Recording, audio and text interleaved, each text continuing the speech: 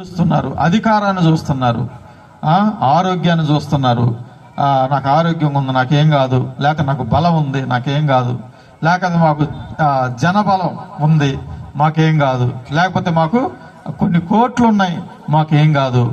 ఇట్లా వాటిని ఆధారం చేసుకొని జీవిస్తూ ఉన్నటువంటి మనుషులు చాలా మంది ఉన్నారు. కానీ రాత్రికాల సమయంలో దేవుడు మనకి గుర్తు చేస్తున్న మాట ఏంటంటే, మన జీవిత కాలం అంతయు ఎవరి వైపు చూస్తూ నడవాలి? దేవుని వైపు, లేదా ప్రభు అయిన యేసు ప్రభు వారి వైపు చూస్తూ మనం నడవాలి. ఎప్పుడైతే ఆయన కేక వేశాడో యేసు ప్రభు వారు అక్కడ నిలిచాడంట. దేవునికి స్తోత్రం చదువు, హల్లెలూయా. మనం కూడా యేసు ప్రభు వారిని నిలబెట్టాలి. మన నోటి ద్వారా యేసు ప్రభు వారిని నిలబెట్టాలి. నువ్వు అడగాలి జీవితంలో, మన జీవితంలో దేవా నాకు ఈ కార్యం జరిగించాలి, మీరు ఈ కార్యం జరగాలి. మన కుటుంబంలో రక్షణ లేని వాళ్ళు ఉంటారు, వారి కోసం మనం ప్రార్థన చేయాలి బలంగా. అందుకని బూదిగంత నివాసులారా నా వైపు చూసి రక్షణ నా వైపు చూసి, దేవుని వైపు చూసే విశ్వాసులు ఎక్కడ ఎవరైనా ఉంటే వాళ్ళు నిజంగా ధన్యులే.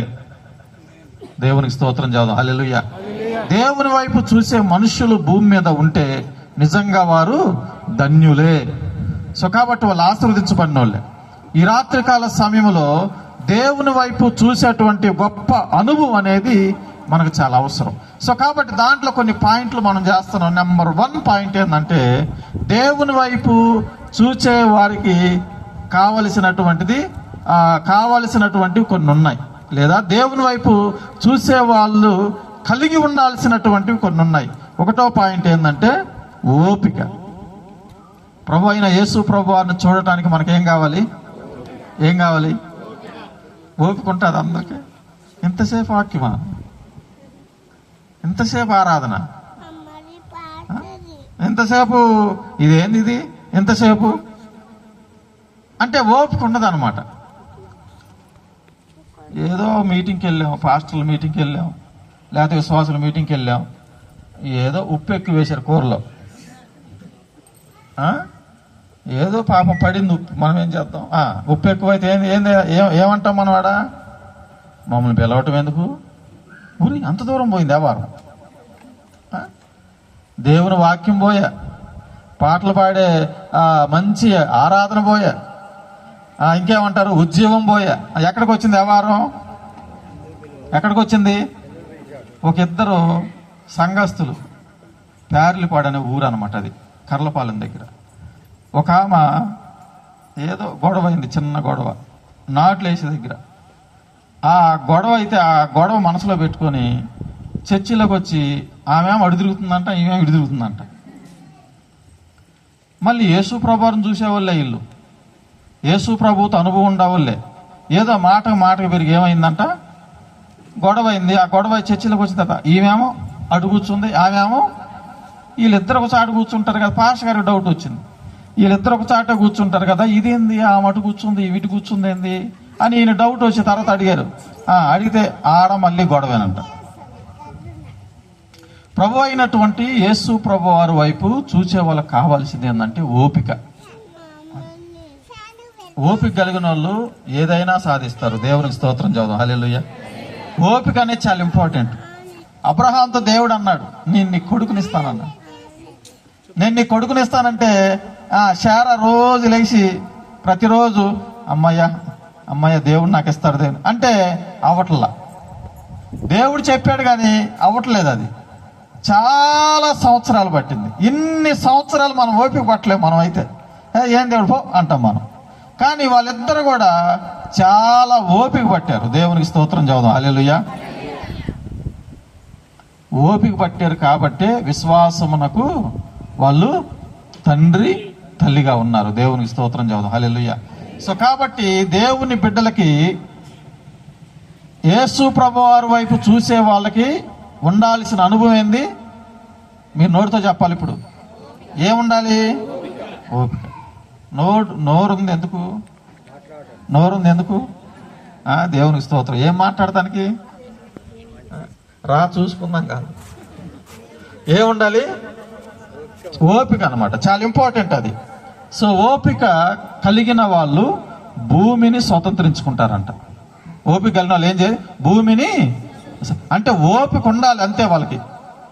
ఇక్కడ ఉన్నటువంటి మనందరం కూడా బాగా ఆలోచించాలి. నీకెక్కడ ఓపిక లేదు, ఎక్కడ పేషెంట్ లేదు అనేది ఆలోచించాలన్నమాట. సో ఈ ఫస్ట్ పాయింట్ ఇది. ప్రభు అయినటువంటి యేసు ప్రభు వారిని చూడటానికి కావలసింది మన జీవిత కాలం అంతా కూడా యేసు వైపు చూస్తూ మనం జీవించాలి. కాబట్టి కావలసింది ఓపిక. ఓపిక లేకపోతే అది చాలా దూరం తీసుకెళ్తుంది మనిషిని. మాట వల్లనే భయంకరమైనటువంటి గొడవలు జరుగుతాయి. మాట వల్లనే మటలు జరుగుతాయి.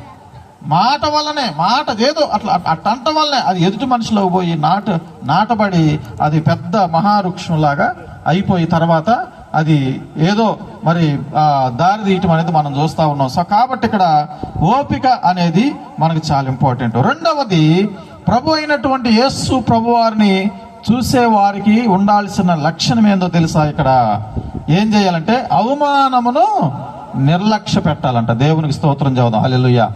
అవమానము, దేవుని బిడ్డల్ని అవమానిస్తుంటారు. అవమానం అనేది మన ఇంట్లో వాళ్ళు కూడా అవమానిస్తారు కొన్నిసార్లు. వెళ్తుందిలే అమ్మ భక్తురాలు ఏదో సంథింగ్ అంటారు అనమాట. ఏదో ఒక అవమానం, లేనిపోయిన మాటలన్నీ ప్రభు అయిన యేసు ప్రభు వారికి కూడా ఇది ఎదురైంది.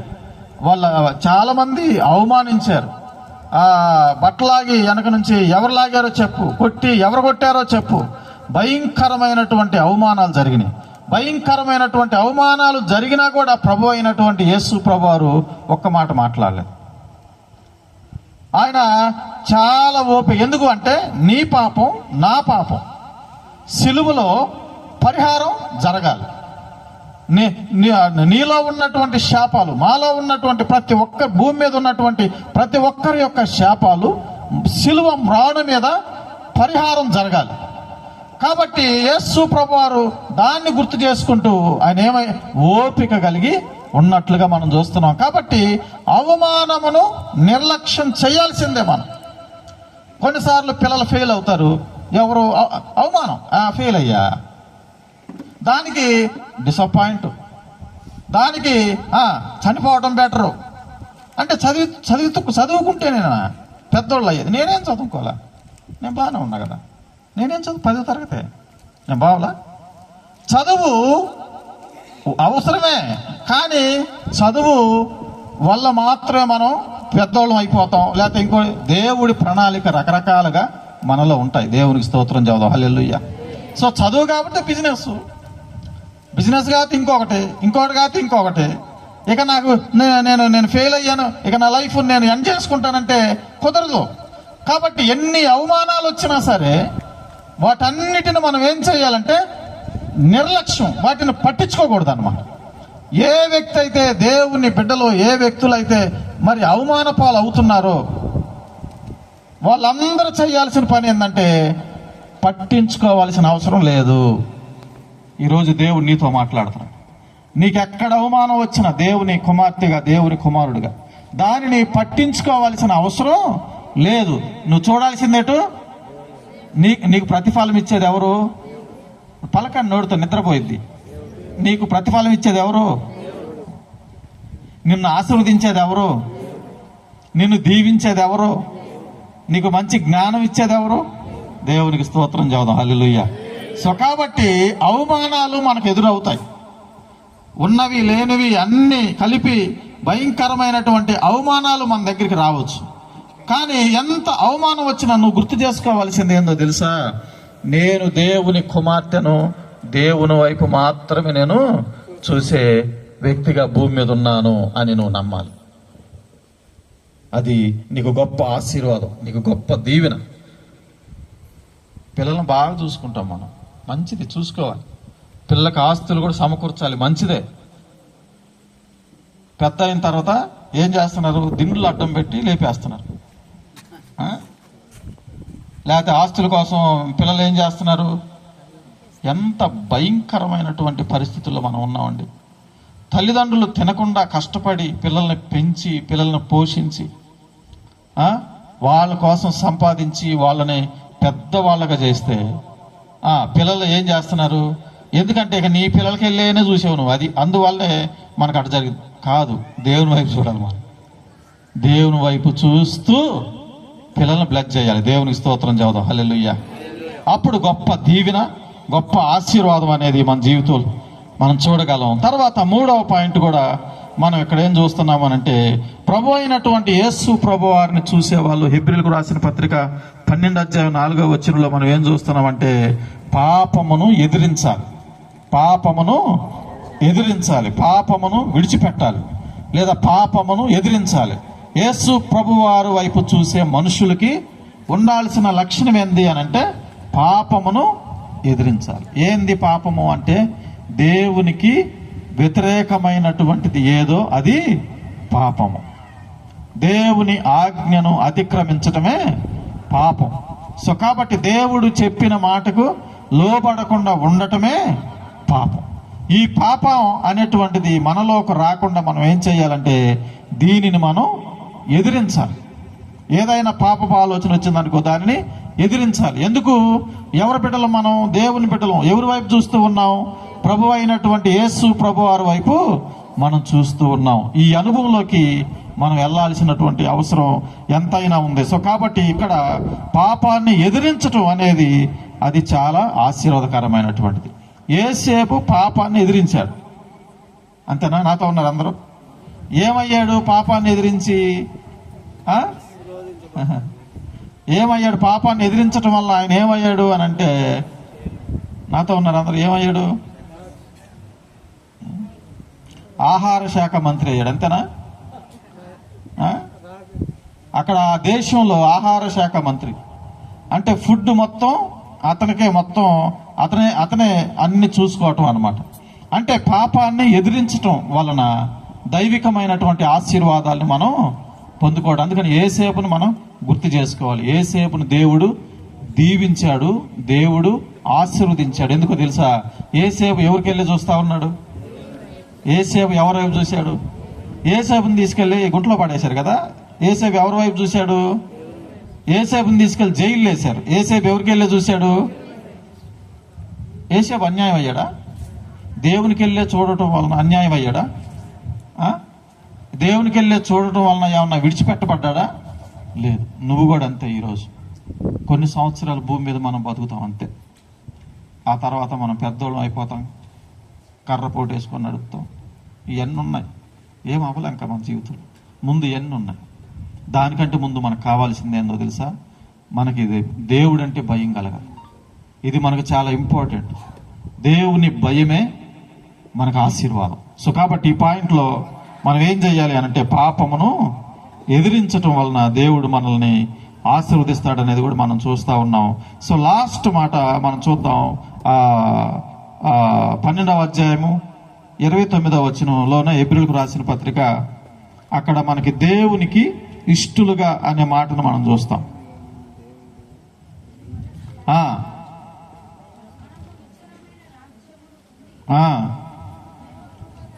దైవ కృప కలిగి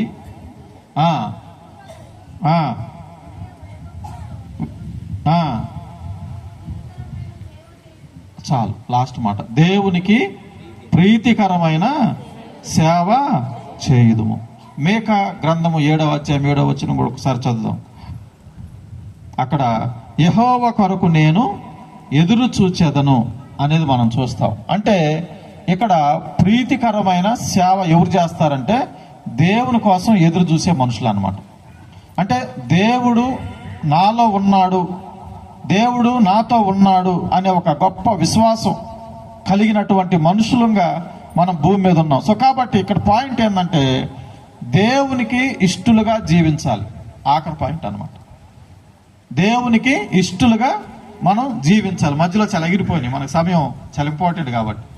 సో దేవునికి ఇష్టలుగా జీవించాలి అంటే యేసు వైపు చూస్తూ బతకాలి. చాలా ఇంపార్టెంట్. చాలామంది సేవకులు ఉంటారు కదా, వాళ్ళు దేవుని వైపు చూస్తూనే బతుకుతారు. వాళ్ళకేం ఉద్యోగాలు ఉండవు, లేకపోతే వాళ్ళకేమి మంత్లీ సాలరీస్ ఏమి ఉండవు. సేవకులు ఎవరికి వెళ్ళి చూస్తారు? దేవుడికి వెళ్ళి చూస్తారు. ఈ విశ్వాసులు ఎవరికి వెళ్ళి చూస్తారు? పాస్టర్కి వెళ్ళి చూస్తారు. మంచి చొక్కా వేసాడే అంటారు వీళ్ళు. ఇది ఒక పెద్ద బాధ అయిపోయింది ఈ రోజుల్లో. ఆడొకడు యూట్యూబ్లో పెడుతున్నాడు ఏంటంట, పాస్టర్ బాగున్నాడు విశ్వాసులు బాగలేదని పెడుతున్నాడు ఆడొక దరిద్రుడు. పాస్టర్ బాగుంటాడని బైబిల్లో ఉంది, వాడు పెట్టడం కాదు, బైబిల్లోనే ఉంది. నువ్వు ఎక్కడ అడుగు పెడతావో ఆ ప్రాంతాన్ని నేను నీకు ఇస్తానని సేవకునికి దేవుడు వాగ్దానం చేశాడు. దేవునికి స్తోత్రం చెబుదాం, హల్లెలూయా.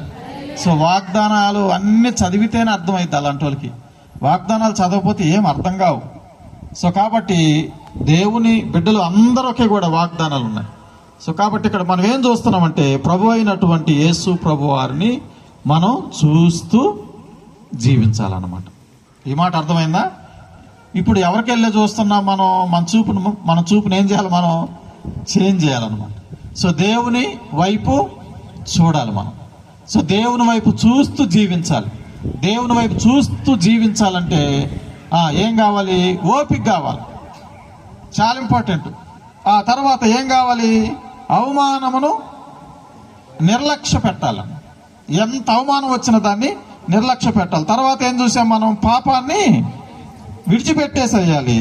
ఆ తర్వాత ఏం చూసామంటే దేవునికి మనం ఇష్టలుగా జీవించాలన్నమాట. దావీదు మహారాజు దేవుడికి ఇష్టడుగా జీవించారు, చాలా ఇష్టడుగా. దేవుడు అన్నాడు దావీదుని, ఈయన నా హృదయానుసారుడు అన్నాడు. ఎందుకంటే దావీదు ఒక చోట యాక్ట్ చేశాడు సొల్లుగా ఆడుతున్నట్టుగా, ఎందుకంటే వాళ్ళు చంపేస్తారని. ఐడియా రావడం కూడా గొప్పే దావీదుని దేవుడు ఎప్పుడు తోడుగానే ఉన్నాడు అనమాట. ఆ షిమి అనేవాడు చాలా తక్కువగా మాట్లాడాడు దావీదుని, చాలా అవమానపరిచాడు అనమాట. దావీదు జీవితంలో చాలా అవమానాలు వచ్చినాయి. సౌలు అడుక్కు చంపాలని చూశాడు. మనకేం లేవండి ఇట్లాంటివి, మనకేం లేవు. మనం వీఆర్ వెరీ ఫ్రీ. మనం చాలా ఫ్రీగా ఉన్నాం. మనల్ని ఎవరు బోధన చేసే వాళ్ళు ఎవరు లేరు మనల్ని. కానీ దావీదుకి మాత్రం అడుక్కి శత్రువులే. అయినప్పటికీ కూడా దేవుడు అతనికి తోడుగా ఉన్నాడు. అతను చాలా జాగ్రత్తగా దేవుని వైపు చూస్తూ నిలబడ్డాడు. కాబట్టి అప్పుడు దేవుడు అన్నాడు, ఈయన నా హృదయానుసారుడు. సో ఇక్కడ ఉన్నటువంటి మనందరం కూడా పరిశీలన చేసుకుందాం. దేవుడు నీతో మాట్లాడుతున్నాడు. అసలు ఎవరి వైపు చూస్తున్నాం? మనం అందరం కళ్ళు మూసుకుందాం. మనం అసలు ఎవరి వైపు చూస్తున్నాం? యేసయ్య వైపు చూస్తున్నామా? మనుషుల వైపు చూస్తున్నామా?